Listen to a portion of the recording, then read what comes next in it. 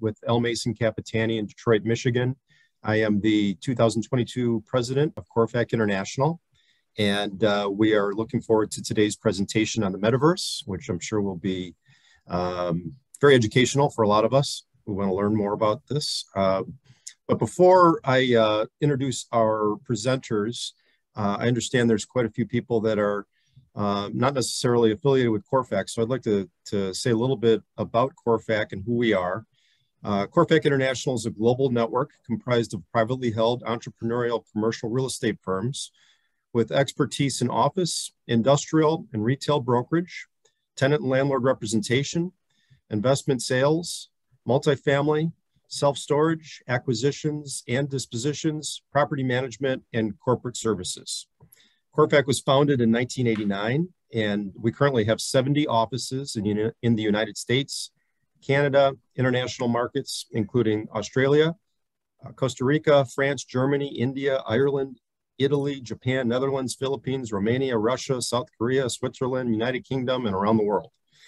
CORFAC offices close an average of 10,000 lease and sale transactions, valued at in excess of 9.2 billion annually, totaling 500 million square feet.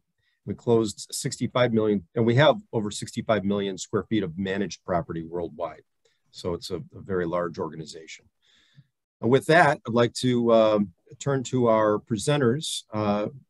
Technology is changing nearly every business, including commercial real estate. The Metaverse is an emerging market that has implications and opportunities for our industry. Today's session will be presented by Kendra Nicholls, Strategic Content Manager for CoreNet Global, and David Harrison, CoreNet Global's Media Consultant, who will share insights on this growing sector. Please welcome me in joining Kendra and David. Thank you. Thank you, Mason. I'll just jump in and say about maybe a month or so ago, Kendra, we had a content meeting at CoreNet Global with Kendra, who started asking us about what we were doing with respect to the Metaverse. And I think a bunch of us on the call, I don't know if anyone can remember the famous Today Show clip from years and years ago when Katie Couric was talking about the internet, and they were looking at each other like, what is this? What's this going to be? And so a bunch of us had that look on our face. And since then, since Kendra introduced the topic, it's all we've been hearing about is how the Metaverse is going to affect our lives and what is the Metaverse. So we're assuming on the call that some people have heard of it, maybe picked it up in news articles, but aren't really sure what it is. And we're happy to have an opportunity to really dive in. I'm going to introduce Kendra. She's really our subject matter expert here. And my job is really just a small one, just to walk through the conversation and ask questions. And then at the end, we'll have an opportunity for everyone to jump in and ask questions. And even after that, if you want to enter questions into the chat, we're recording and capturing all those. So we'll be able to get back to you afterwards. So Kendra, do you want to give a little bit of background give a little bit of your background and what you've been doing, including and prior to when you came to CoreNet Global? Sure. So my background's a little different. I have a background in journalism and international event and conference management. I actually just finished my master's about 2 months ago from a university in England. And during my master's, doing an events degree during the pandemic, first of all, was very, very interesting because there were no events. But we started to learn about virtual events, AR and VR technology, and that's kind of what started my focus on the Metaverse. I wrote a 60-page research paper on AR, VR, and virtual events. And then when I started working for CoreNet Global about, 2-3 months ago, one of the first things I asked was, have we been looking at the Metaverse? How will corporate and commercial real estate be affected by this? And everybody did kind of look at me like, isn't that just a game? And it is kind of how it started. It did start out as a game. Many of you, well, some of you might have heard of Roblox. A lot of your kids might be playing with it. And that's kind of the first generation of what the Metaverse started out with. And then it's turned into something more, which I will get into. So what is the Metaverse? Essentially, the metaverse is a collection of virtual worlds in which we can work, play, shop, and socialize using advanced augmented virtual mixed reality. So the easiest way that I like to think of the metaverse is it's a virtual layer to the physical world. It's basically bridging the gap between our digital lives and our physical lives. You may also hear it referred to as Web3. A lot of tech people are considering the metaverse to be the next interface of the internet. So basically the internet successor. Let me jump in with a question, Kendra. We'll talk about the different meta worlds. Is it something that's only accessible through the goggles, or through virtual reality goggles, or is it something? How does one access the metaverse? So you can access it through multiple different ways, but for the most immersive experience, it is going to be through an AR, VR headset, but you can access it from your laptop as well. It's just at that point, it's a 2D experience rather than that 3D immersive experiential experience that everybody is really, really excited about. So there are many, I guess one of the really, really important things to realize is there's no one metaverse, and not a single entity owns the metaverse. There are many different virtual worlds, and they all have different things that kind of attract people. You have Decentraland and Sandbox, which are two of the really, really big names. They are both fully decentralized platforms that run via their own cryptocurrency. Decentraland runs on Mana, and Sandbox runs on Sand. They're both extremely popular by enterprises, investors, and even some governments are starting to throw in money into the metaverse. I think it was Singapore. Who was it? No, it was the Barbadian embassy, created a whole city in Decentraland and was doing government stuff within the metaverse, which I think is really interesting. Then you have Roblox, which I mentioned earlier, which is actually a centralized platform, and it began as an online game. And has since evolved into a platform that is free to use and offers a huge variety of VR experiences. And then you have Superworld, which is probably a little bit more interesting to a lot of people in the commercial and corporate real estate world, as it has digital twins of real life real estate. So you could buy, here you have the Hard Rock Cafe, and you could buy the digital version of it. You might ask yourself, why do I want the digital version of it? But once you own it, you can either lease it out to other people to have events there and use it in whatever way you want. You can just kind of sit on it and hope the value goes up depending on what comes up around it. It's all very, very interesting.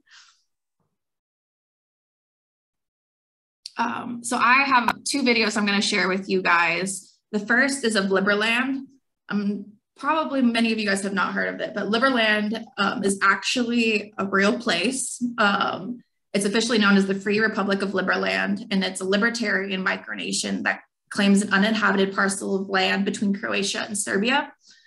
The Free Republic of Liberland is working together with Zaha Hadid Architects, Archagenda AO, and Metaverse to create a digital, not so identical twin of their country, because as I said, it's uninhabited. So this is kind of what they wish their country to be. And as they're a micronation, they are not yet recognized by the surrounding countries. So they're hoping that with this super metaverse, that people are going to accept them more as an actual nation and that they'll get some recognition. And they're also hoping to be a big tech hub. So here's kind of what they're envisioning the metaverse to be.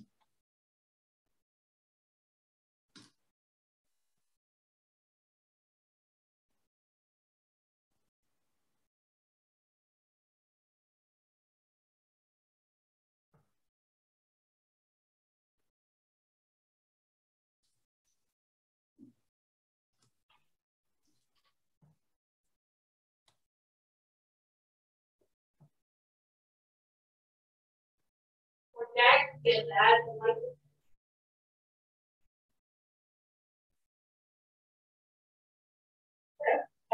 I don't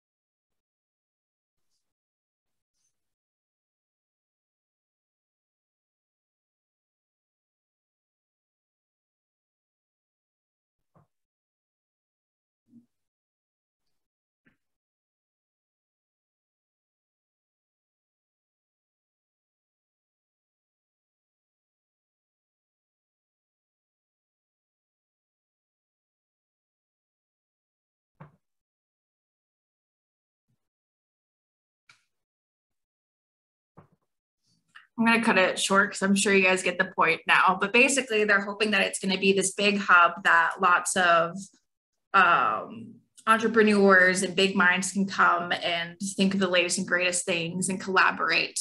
And since announcing their metaverse, they've actually had 500,000 applicants to actually inhabit Liberland, which is not yet even remotely, they haven't even touched it to even begin the infrastructure of what this country could be. And then also I'm going to kind of give a glimpse of what Facebook envisions the metaverse to be.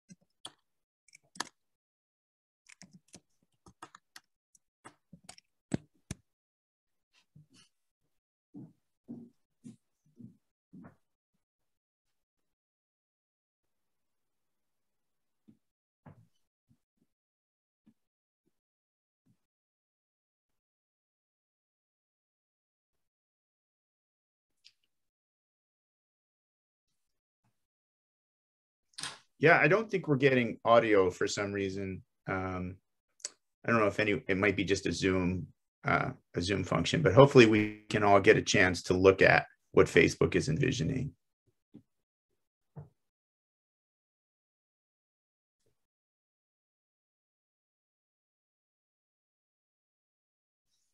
So they're really expecting the metaverse to be a collaborative place where you can, I'm sure many of you guys have seen Iron Man. I think of it as like a tool similar to Jarvis. It takes virtual and augmented reality, but it also is like a great tool to help with collaboration, working. Shoot, it's really good for retail, selling, advertising. It has so many different uses. It really just depends how and where you want to get started. You know, in terms of taking the metaverse seriously, and it seems at one glance futuristic and, you know, will this happen? Won't this happen? But there have been some really concrete things that have been happening. And that's kind of eye-popping numbers in terms of investing in the metaverse. And Kendra, could you walk us through some of that? What the market value is perceived to be, and some of those really record investments that companies have made. Yeah. And companies are actually spending today. Yeah, actually, the numbers are kind of astounding. So experts right now are having a really, really hard time deciding what exactly the future of the metaverse looks like financially, mostly because it's still in the adoption phase. Nobody quite knows how highly, like, what the adoption rate's going to be through consumers, though it already is gaining a lot of momentum. Bloomberg Intelligence expects the metaverse market to be worth $800 billion by 2024.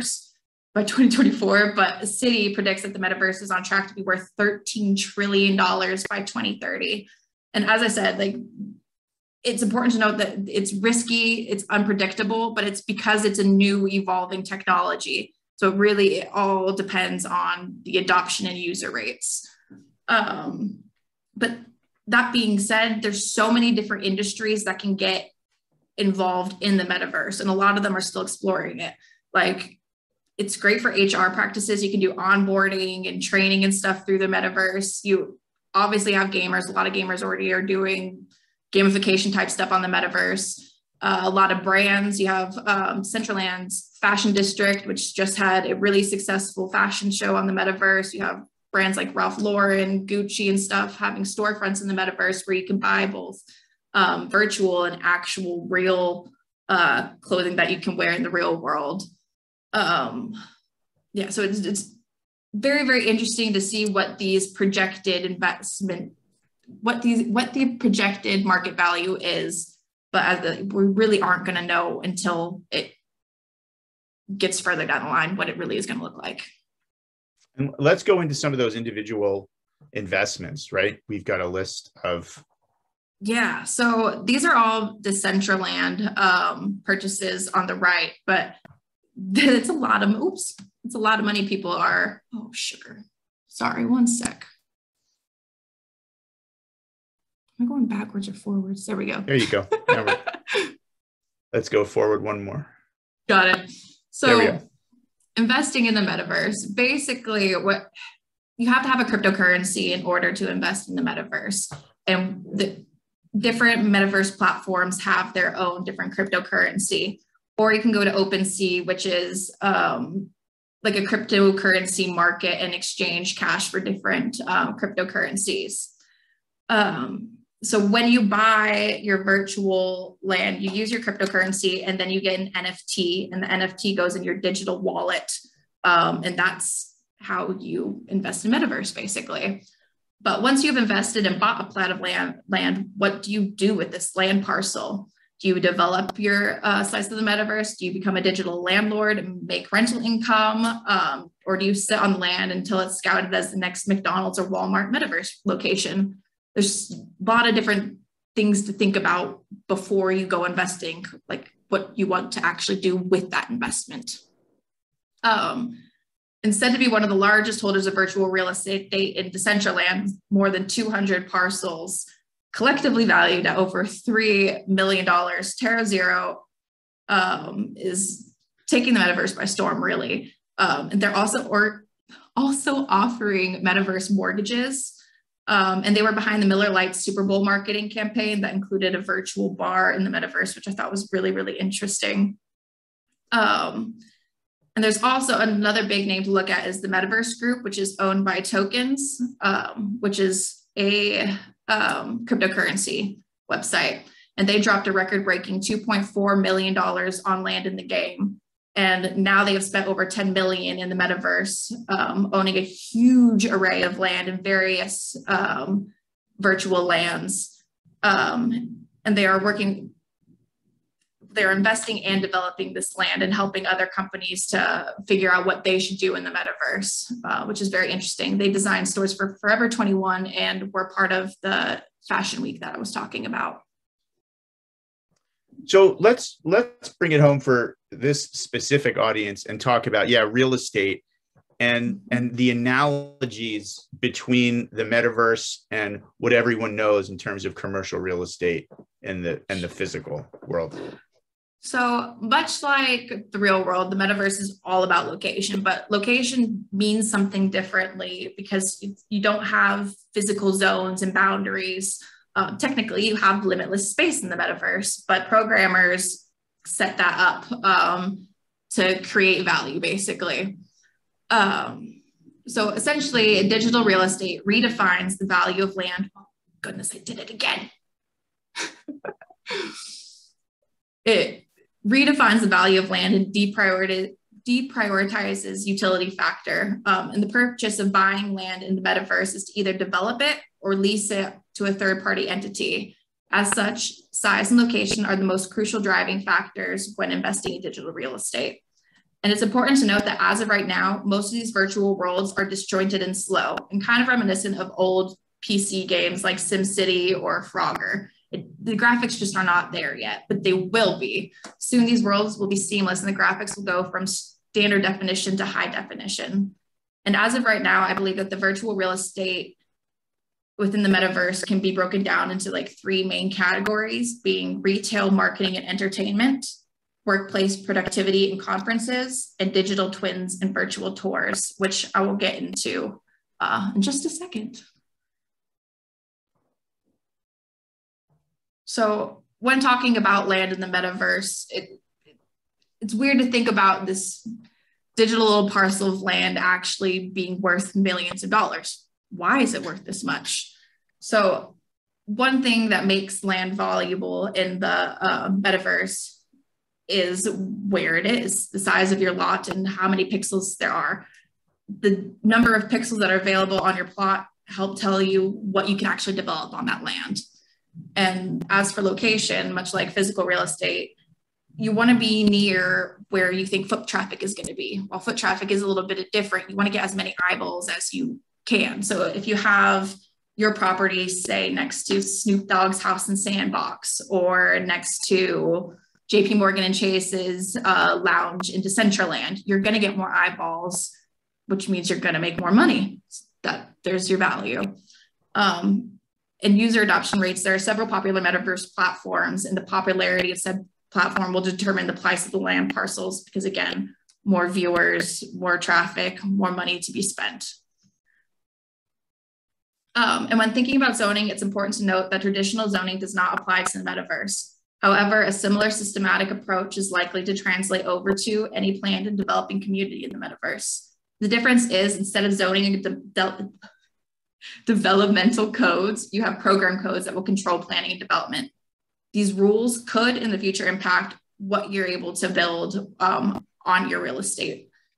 And instead of a hierarchical system similar to what we have in the physical world, many hope that the decentralized platform that the metaverse is based on will allow it to be a lot more democratic and safer and unhackable, basically. So yeah, let's talk about NFTs. And similar to investments in the metaverse, we're hearing Tom Brady and other, other celebrities and other mega wealthy people buying NFTs. Tell us what that is and how this fits in. So I'm not even gonna completely lie. NFTs still confuse me. Like, I get it. It's a virtual asset that you have, and it's like your virtual money or your virtual deed entitled to whatever you've bought virtually. But basically, similar to how you would receive a deed or title when you buy physical real estate, when you purchase virtual real estate, you get this deed in form of an NFT, which gets recorded on the blockchain and then goes to your digital wallet. You guys might have seen Bored Ape, which is pictured with the little silly hat next to the guy there. And the NFTs, they're collectibles. They can be your actual land. It could be the clothes that you're wearing in the metaverse. Like, the NFTs can be anything, but it has value. It has money, which is a weird concept. So virtual real estate land rush. I think this is really, really interesting because I've been seeing it everywhere. A lot of people are comparing the land rush on the metaverse to buying land in Manhattan 250 years ago. But it does come with risk. As mentioned before, location is key, and theoretically limitless space is available in the metaverse, as the virtual worlds do not have physical boundaries. However, programmers have set restrictions so that each metaverse platform is limited to a set number of lots. And that is why many view the land of the metaverse as a limited commodity, and why investors are scrambling to get their foot in the door before the best lots are taken.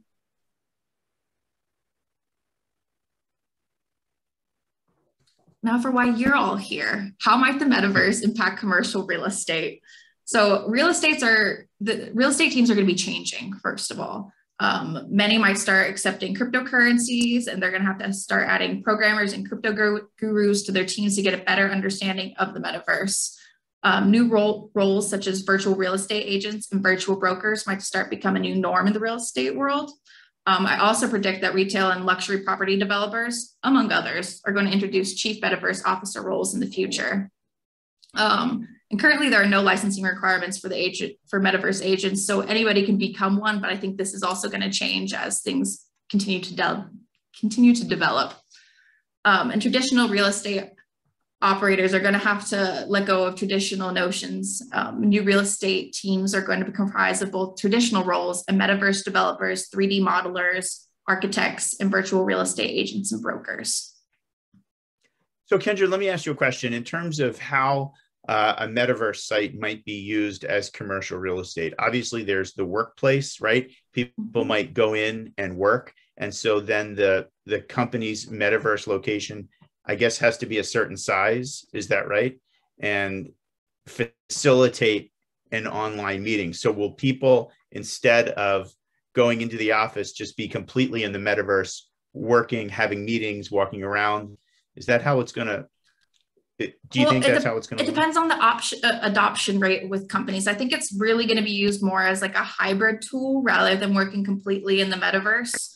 I think it'll help when you are home with collaboration zones and being able to meet with people. If you work for like a global corporation and you have team members in London, Germany, California, and stuff like that, it'll make the collaboration a lot easier because you'll feel like you are together and actually working together and doing things together. They're also working on really, really great technology that might allow instantaneous translation. So if your coworkers don't speak English or you're meeting with some new business partners from China or something like that, it'll instantaneously translate what you're saying, which is incredible to think about. It's really breaking down a lot of boundaries and will open up the world in a new way. And then you were kind of talking about, oh, sorry. No, go ahead. I was just going to say with your digital headquarters, it kind of leads into what digital twins are and the future of real estate presentation. But did you have a question? I was going to ask you, yeah, are companies creating their own metaverses or are they buying space on existing metaverses? They're buying spaces. Existing lands. They're buying spaces on existing metaverses, but even within some of the metaverses, you can have like a sub metaverse. So I think Wendy's has Wendy's verse. I think it's within Sandbox. So it's like a world within a world. It's kind of like an Inception kind of thing. But a lot of companies don't have the, I guess a lot of it's outsourced. Like you're going to a developer or something like that and telling them what your idea is, and then they're going to be the person to whip it all together. Got it. So digital twins are really, really interesting. And I think it's going to have a huge impact on commercial and corporate real estate. Basically, the metaverse is ushering in a new way in which we can present real estate. We've all had really crappy virtual walkthroughs that are the 2D just disjointed, and you don't get like a true feel of the space. You're just kind of clicking a button and it takes you to one part of a room and you can kind of see a little bit, but you don't get an actual true feel of it. It's not immersive. So some physical world real estate brokers are partnering with metaverse developers to create 3D digital twins of real world properties. These digital twins allow potential buyers to have a completely immersive virtual tour of a property they're interested in. I think this is a huge boon for those looking at commercial spaces across the country and globe. As you get to see, you could be on the other side of the country, but actually walking through the space that you're thinking about buying and really being able to envision what you and your company are going to look like in that space. And a Canadian startup called NTRY is taking this a step further and working with builders to transform properties that currently only exist on paper into what they will look like in real life once they're built out. And you get to kind of see the different phases of the build out, what they expect things to be, and kind of see a little bit more of the nitty gritty of the building, which I think is really, really interesting. So one reason people are getting digital twins is that it really, really will help once you're ready to sell whatever property that you have. Other people are using digital twins for like working spaces, as David said, or just creating it of their flagship storefronts, stadiums, or whatever, just to get more attention, to get more eyeballs. Or if you are a stadium and you do events, having a digital twin of that, like you get to feel like you're going to the Braves Stadium to go see a game or a concert or something like that. And then this little headline at the bottom I thought was really interesting. A mansion in Beverly Hills comes with an option to buy a metaverse version of the house as you buy the house, which also brings up an interesting thing is that technically a house could have two different owners. You could have a digital owner, and then you could have the actual physical world owner, which I think could have interesting implications in the future. So when we were talking, Kendra, in one of our conversations about this, you told me, I think it was McDonald's is spending quite a bit on investing quite a bit on the metaverse. And I said to you, is that so that our avatars can have McDonald's, or what's the retail function here? How does that work? Are we ordering things and getting them delivered to us, or what's the interplay? But I imagine that retail is going to be a big use here. Yeah, so it's it's really interesting. Like the trademarks that are going through right now in the metaverse are crazy. Listerine has put in like 4 different ones for the metaverse.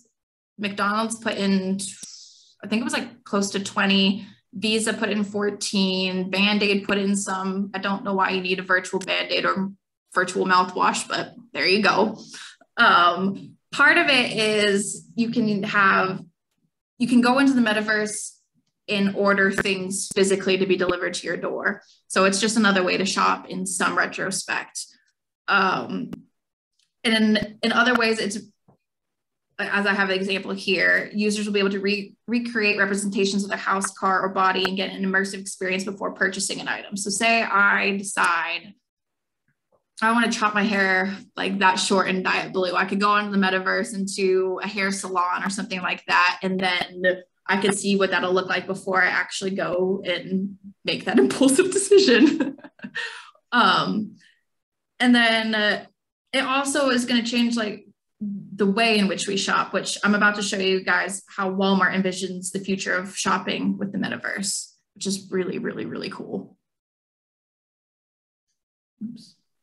Oh, darn it. Oh, one sec.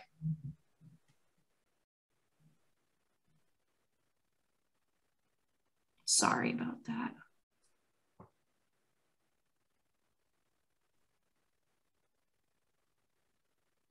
Oh, come on. Of course, the technology decides now is the time. It's okay. It happens to us all the time. Usually when we are presenting towards a big, important client. Oh, can't live with it. Can't live without it. All right. One sec. All right, here we go.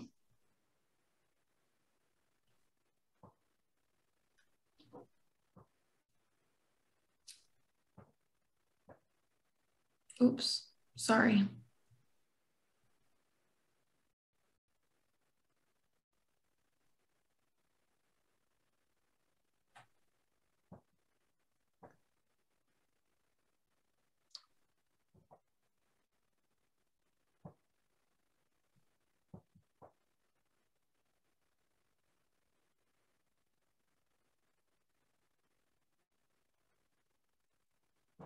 Yeah, we're not getting audio on this, but what this is showing is I think that it's a virtual cart and the shopper is putting things into their cart and then will eventually check out, pulling things off the shelf. That's a Walmart customer rep helping them to buy things, pulling things off the shelf.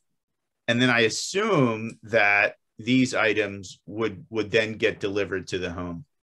Yeah. And as she's going, she's telling you what the price are. She's about to say, oh, I think this wine pairing will go great with what you're choosing. And then it will also, if you have a smart fridge, it'll hook up to that and say you put a gallon of milk in your cart, but your smart fridge already knows you have a gallon or 2 in your fridge. It'll say, hey, you don't actually need this. Go put it back or whatever. So it has some really, really interesting capabilities for what they think the future of shopping might look like.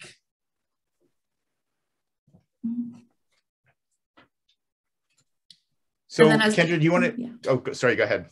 No, you can go. I was going to say, do we want to move on to corporate real estate and work and the future of work, or was there more on this section? I'm going to go over food services, but then I'll go over to that. Yeah, no problem. So along with retail, we have like food services in the metaverse. Chipotle, Mickey D's, Wendy's, Panera. I think this morning I just saw that Chick-fil-A is looking at going through the metaverse. They've been putting in tons and tons of trademarks in. Partly, one, just so people aren't using their names and they're not getting recognition and stuff like that. But they're also doing some really, really cool things.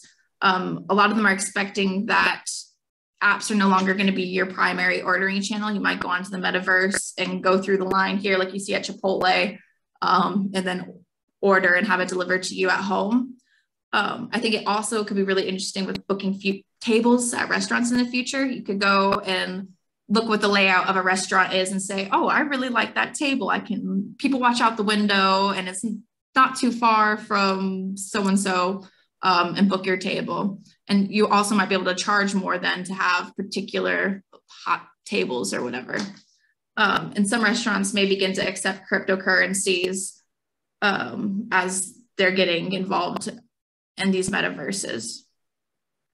So this is great. Just when my kids finally taught me how to use the Chipotle app, I now need to move to the metaverse. So yeah, so sorry I jumped ahead early, but let's talk about corporate real estate now, which is CoreNet Global's sort of universe, and how things are going to be impacted. So one thing that we've been seeing a lot of since the pandemic is, what does the future of work look like? Is it hybrid? Is it remote? Are we going back to the office full time? What does it look like?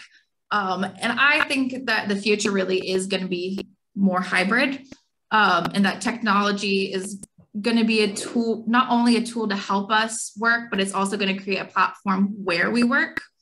So my example here is, like, what if you could slip on a pair of glasses or a VR headset from the comfort of your own home and be transported to a virtual office space that mirrors your physical headquarters? Here you're able to walk, talk, work, and share content and collaborate with your colleagues. I'm really like envisioning Jarvis from Iron Man, where you're able to like go like this and you can see all of the stuff that you're working on at the moment, whether it be a presentation, or if you're an architect, whatever design that you're doing at the moment. You're able to just put it up and then collaborate with your colleagues. And collaboration is a huge thing that people have said that has suffered during the pandemic, of not being able to work face-to-face and collaboratively with their colleagues. There are very few touch points that you can engage with co-workers, but the metaverse seeks to rectify this. And Microsoft has actually launched its own mixed reality app recently called Mesh, which leverages the productivity tools, the Microsoft Teams and AI-enabled 3D avatars that allow users to join meetings, visualize and annotate content, and use 3D objects to explain and point out features. Which, imagine if we were able to already do this the past 2 years during the pandemic, it would have been so great.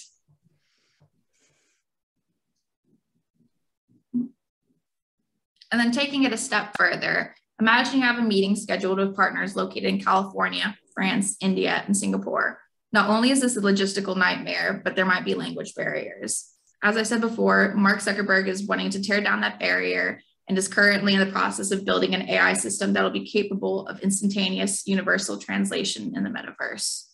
I think that like this kind of drives forth the idea of like globalization of, we are all interconnected through the internet, but we could be further interconnected. There are still language barriers and stuff like that. And if we have this system that can make it so that barrier is gone, it just opens up the world so much more.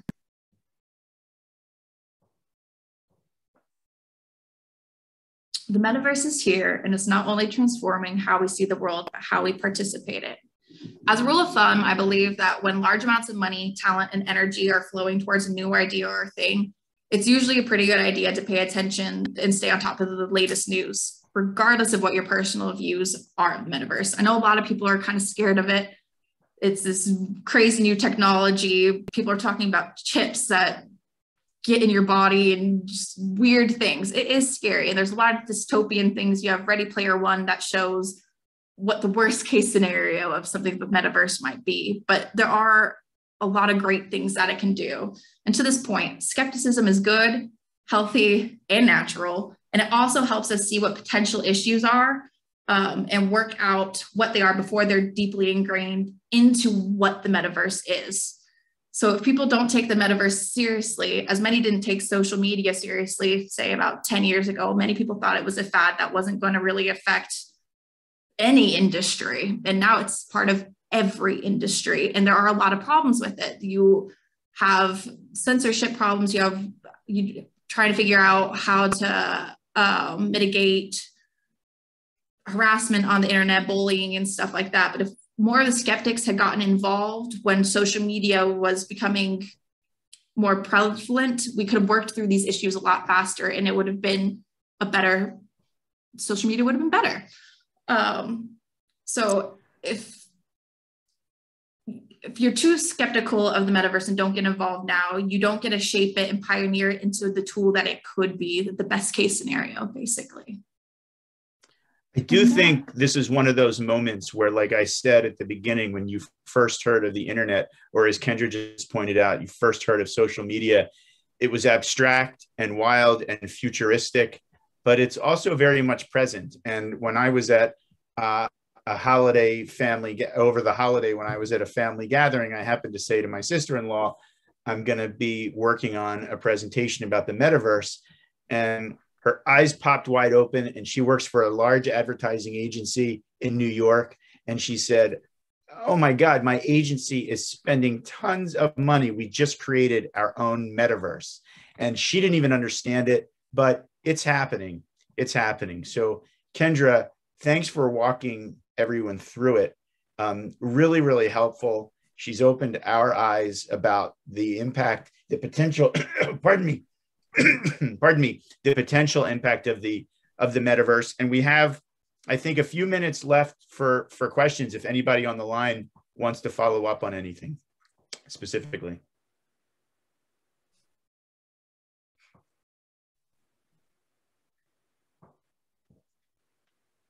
You can take yourselves off mute. And this part of the presentation would have been much easier if we all were already on the metaverse and speaking with each other. That's true. It would be. Any questions? If you're feeling shy, you're more than welcome to find us on LinkedIn and send us any messages later. Or if you feel like sending us an email, more than happy to talk to you guys there as well. And this session has been recorded. So we will not only share it with CoreNet and the folks on this call, but we'll push it out to all CORFAC members and give them a taste of what we had today. I have a quick question, if I may. Sure.